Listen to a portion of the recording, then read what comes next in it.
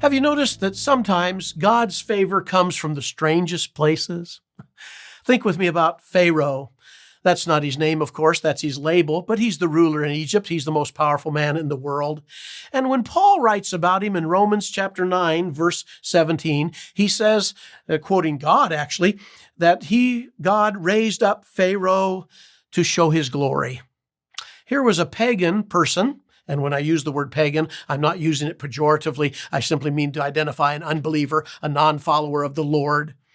Pharaoh was used by God to advance God's purpose and program. We also see it in the person of Caiaphas. Caiaphas was, of course, high priest during the time when Jesus was crucified. He presided over the trial of Jesus. His father-in-law, Annas, was high priest previous to that. Sometimes they talk about the high priesthood of John and Alexander and Caiaphas and Annas all in one. But Caiaphas, at the end of John 11, the narrative, of course, is mostly about the resurrection of Lazarus from the dead. But at the end of that chapter, something very interesting takes place. Caiaphas is rather chapped that Jesus seems to be so popular with the people. And he says, this is crazy. Why are we allowing, the whole nation to die in place of one man? Let's just kill one man for the nation. Of course, he's talking about Jesus. And John, inspired by the Holy Spirit, says that Caiaphas, being high priest that year, actually prophesied. And then he says this, that Jesus would not only die for the nation, but for gathering into one all the scattered people of God. In other words, God's purpose was larger than just the Jewish nation. But God used Pharaoh, God used Caiaphas, to advance his program. Sometimes the favor of God comes out of the strangest places. Sometimes pagans do very good things. I mean, if anything, they indicate that we're made in the image of God, and even people that don't know Jesus Christ as Savior can do some very wonderful things, if nothing else, from a humanitarian standpoint. We see this in the gospel record for sure. In Luke chapter 7, we read about an unnamed centurion. His story is also told in Matthew chapter 8. Those stories are a little different in how they're told exactly. But in Luke's 7 account, we read about this unnamed centurion who goes to Jesus requesting that Jesus heal his servant, that he loved the Jewish people. That's a very odd thing that the oppressor, Roman oppressor, would love the Jewish people. Not only that, he built their synagogue. Today, you can go to the city of Capernaum and you can see a 4th century synagogue, but underneath that one is probably the one that Jesus taught in, and maybe the very one that this centurion built. I'm assuming that's the case. So, he was just a pagan in the truest sense of the word, but he did some good things. Another example is the named centurion that we know as Cornelius. Acts chapter 10. Here's a Gentile that's very impressed with the Jewish people. In fact, we read he was devout and that he feared God and that he gave alms and that he prayed.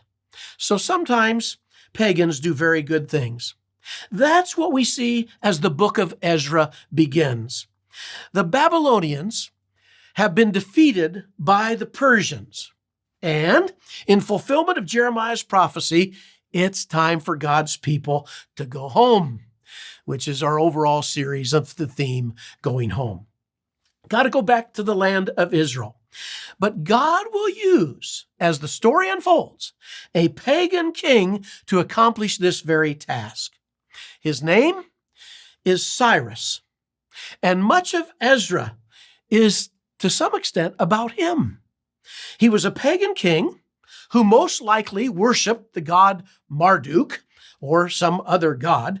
But in Ezra chapter 1, he makes a proclamation for the Jewish people to go home. And we want to work our way down through that chapter and notice some things about it, particularly as it relates to when pagans help God's people to go home. This is from the English Standard Version and the book of Ezra, chapter 1, verse 1. In the first year of Cyrus, king of Persia, and so this would be way after the Babylonians had, of course, been conquered by the Persians, in the first year of his reign, that the word of the Lord by the mouth of Jeremiah might be fulfilled. Jeremiah had predicted the 70-year captivity. The Lord stirred up the spirit of Cyrus, king of Persia. Now, I'll pause there long enough to say, the stirring of Cyrus, who, by the way, is always called king of Persia in this first chapter. This stirring is a very interesting word. It means to arouse. It's actually used in the Song of Songs or the Song of Solomon to talk about a man and a woman in the covenant of marriage being aroused for sexual intimacy. So there's something deep in the soul of Cyrus that's being stirred up here to do what he does. And we read in verse 1, so that he made a proclamation. And that really is kind of the theme of this first chapter. And that is the proclamation for going home. He made a proclamation throughout all his kingdom, and he also put it in writing. So kind of putting your money where your mouth is, or sticking it down in written form to where it can't be changed. Away he goes. And we know something about the laws of the Medes and Persians that can't be changed. So, verse 2, thus says Cyrus, again the label, king of Persia, the Lord, the God of heaven, has given me all the kingdoms of the earth. Well, insofar as he knew them, and insofar as the biblical world is concerned, that's true. And he has charged me to build him a house at Jerusalem, which is in Judah.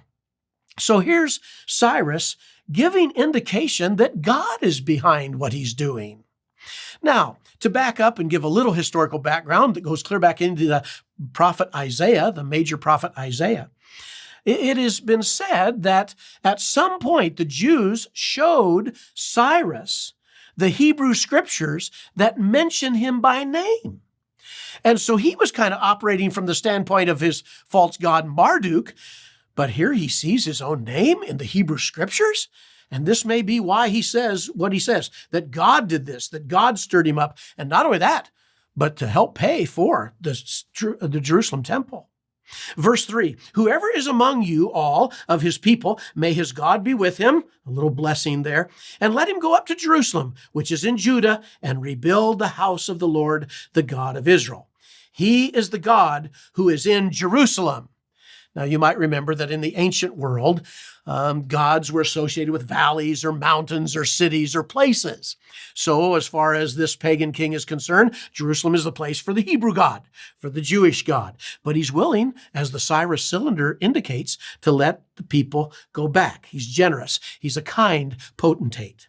Verse 4, and let each survivor in whatever place he sojourns be assisted by the men of his place with silver and gold, with goods and with beasts, besides freewill offerings for the house of God that is in Jerusalem.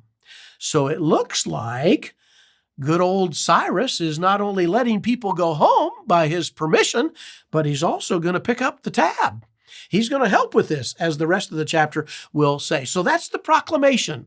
He's identified in verse 1. Verses 2 through 4 is the proclamation. Well, as you can imagine, our Jewish forefathers were thrilled at this and viewed it as the fulfillment of Jeremiah's prophecy, because in the next verse, verse 5, we read these words. Then rose up the heads of the fathers of the houses of Judah and Benjamin, and the priests and the Levites, everyone whose spirit God had stirred up. Same Hebrew word used here for what God did to the Israelites as was used earlier to talk about Cyrus. But I want to pause for just a moment on the very first tribe. In the overview, we use the number 12 for the patriarchs. And notice the very first tribe. He rose up the heads of the fathers, the houses of Judah. What's the big deal with Judah?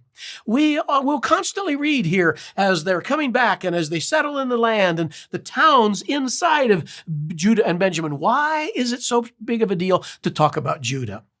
The reason's pretty obvious. The Messiah, Jesus the Christ, will come from the tribe of Judah. If we don't get Judah, localized in Israel, then the good news cannot come out of Zion. So it's the messianic story that really is behind this story.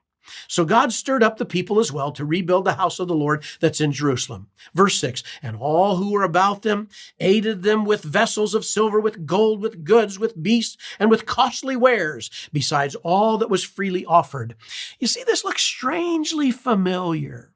All this help with money and resources makes one think of how the Israelites came out of Egypt, with rings on their fingers and bells on their toes. I mean, they came out with the spoils of Egypt. They went down as slaves. They came out wealthy. Once again, Egypt is repeating itself. The Exodus is repeating itself in the exile coming away from Babylon. Verse 7, Cyrus the king also brought out the vessels of the house of the Lord that Nebuchadnezzar, now he was the Babylonian king that conquered the southern two tribes in 586 BC. He had carried away from Jerusalem and placed them in the house of his gods. You talk about a mockery. That's it, to be sure. But I guess they were still around when the Medo-Persians took over from the Babylonians. So verse 8 says, Cyrus, king of Persia, brought these out in the charge of Mithridath, the treasurer, and counted them out to Sheshbazzar, which might be a name for Zerubbabel, the prince of Judah. See, there again, you get this idea that he might be somebody very special, maybe a type of Christ. Verse 9, and this was the number of them, 30 basins of gold, 1,000 bases of silver, 29 censers, 1,000 other vessels. All the vessels of gold and silver were 5,400. In fact, if you do the math here, as will be very evident in the next chapter, it doesn't equal 5,400, but notice the phrase, and all the vessels of gold and silver, not just the ones mentioned. All these did Sheshbazzar bring up when the exiles were brought up from Babylonia to Jerusalem. Boy, this is good news. God's people are being allowed to go home, and it's all based on the proclamation of a pagan king. That's chapter 1, if you will. But now we go from the proclamation to the people. The proclamation to the people. And chapter 2 is all about the people. The summary verse is verse 1, and then we'll just have to pick our way through to notice who all is going. The Exiles Return, chapter 2 of Ezra, verse 1. Now these were the people, not the proclamation, the people of the province who came out of the captivity of those exiles whom Nebuchadnezzar, the king of Babylon, had carried captive into Babylonia. They returned to Jerusalem and Judah. Okay, those places are labeled as Zion. The word Zion has many nuances in the Bible, but the good news has got to come out of Zion. So we got to get Judah settled, each to his own town. And they came with, and it mentions some leaders, movers and shakers. Zerubbabel, first name mentioned, Jeshua, Nehemiah. Now, is that the Nehemiah, the cupbearer of the king, that will come later? Or is this another Nehemiah? Scholars differ. Sariah, that's actually the family of Ezra. Reliah, Mordecai, to be confused with the book of Esther, I don't know. Bilshan, Mispar, Bigvai, Rehum, and Baanah. Now, again, maybe those names don't mean much to you, but if your name was in there, it would matter. These are important people, and when they're leaders. And then you start just walking down, you'll notice how quickly the verse numbers change. I mean, in this next paragraph, you go from verse 2 clear down to verse 39, and it's just one section. So in verse 2b, the number of the men of the people of Israel. Why just mention the men? Because they might have to go to battle, and that's how they were counted in those days. It identifies them by family names and numbers. We go down to verse 36, it mentions the priests. We go down to verse 40, it mentions the Levites. If we're going to reconstitute the sacrificial system, we've got to have priests. If we're going to be taught the law of Moses, we need the Levites. And verse 42 mentions gatekeepers. Verse 43 mentions temple servants. Those could be of a wide variety of ones. In fact, when you read through that next paragraph after temple servants, you might remember that King David himself, the great singer of Israel, he put in place all of these people with jobs. Some were singers, some were players of harps, some cared for this, some cared for that. It's a very complicated system. 24 divisions of priests that even exist at the time of Jesus, when during the time of the coming of John the Baptist. Zechariah, his daddy, says that he was of the tribe of Abijah. So there are 24 parts to that priestly ministry. Verse 55, the sons of Solomon's servants. So again, this would have come out of the time frame of the great kings of Israel, David and Solomon. Verse 58, all the temple servants and the sons of Solomon's servants were 392. When you get to verse 59, after all of these names and all of these numbers have been mentioned, it says the following were those who came up from Oh, now we don't have names. We don't have numbers so much. We got the towns from which they came. You must remember that in Babylonian captivity, which turned into Medo-Persian captivity, not all the Jews lived in the same place. And certainly not all the Jews actually came home. Some of them stayed in those lands where they had been taken captive. But when they started collecting them from places other in Babylonia and Medo-Persia than just, existed then in the remnant, in the group that they knew were legit, what do we read here? Though they could not prove, this is verse 59 of chapter 2, their fathers' houses or descent, whether they belonged to Israel. Now you see, here's where we run into people would have grown up, and even though God said, Jews, mates from the land of Israel, don't be unequally yoked, if you will, nonetheless, some of them did. And by the way, God worked through those kind of things. We see that even in the book of Ruth with Boaz and such like.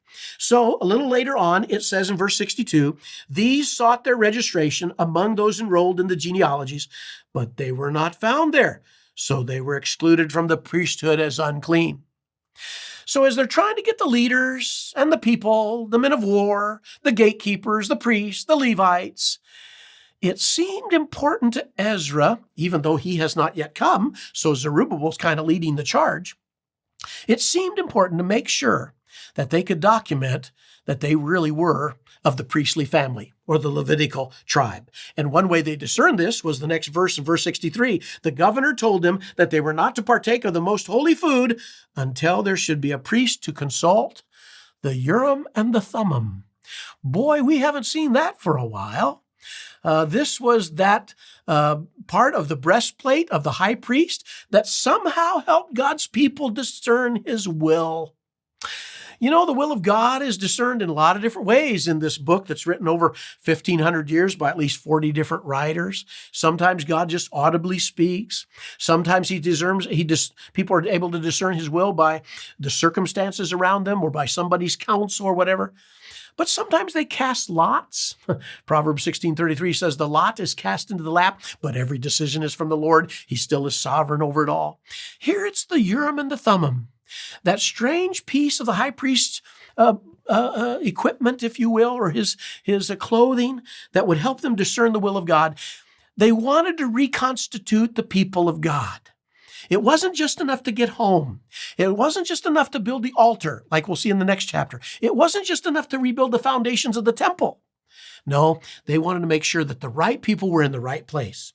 Then we read in verse 64, the whole assembly together was 42,360. Well, that's a pretty good number, but I took my calculator and I went through the entire chapter and added up all these numbers, and it only comes to about 30,000, not 42,000. So what's going on with the numbers? What's going on with the numbers? Well, there is some discrepancy here, and I don't think it's something that we need to worry about. I think more to the point maybe is that the names indicate God knows your name. The genealogies at least suggest that. What matters is getting the right people in the right places at times, and the numbers might be just summaries. They might not be literal.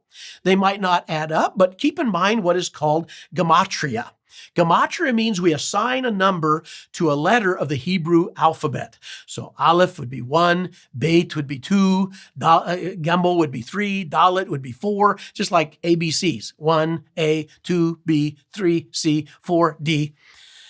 And I don't know that we really know how that numeric system worked in Israel's history. Also, if it seems like the numbers don't add up, I'll remind you about ancient historiography. That when people were recording the ancient historical events, I don't know that they had quite the precision in mind that we have today. It wasn't a matter of footnotes or endnotes or parenthetical notes. It probably had more to do with giving generic summaries like Stephen does in the book of Acts, his alleged mistakes. No, it probably is just that people knew the story and here were the basic facts, and it wasn't quite as nailed down as we like in the ancient world. So what do we see in this chapter? Let me read the last couple verses and wind this up. Verse 68, some of the heads of the families, when they came to the house of the Lord, that is in Jerusalem, made free will offerings to the house of God to erect it on its site, according to their ability. according to their ability.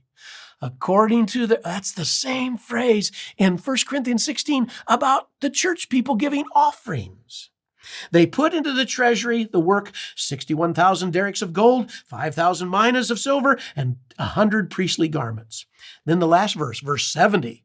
So it seems like a large chapter when in reality the verses switch often. Now the priests and the Levites, some of the people, the singers, the gatekeepers, the temple servants, lived in their towns, and all the rest of Israel in their towns. What's going on in this chapter that's just filled with, back to the overview lesson, names and numbers? What's going on is basically the truth of Ephesians 4:7. But grace was given to each of us according to the measure of Christ's gift. There's a unity. There's a diversity. Not all of these people have the same job, but if they're going to rebuild the altar, if they're going to rebuild the foundation of the temple, if they're going to reconstitute themselves as a nation, everybody has a part, just like in the church.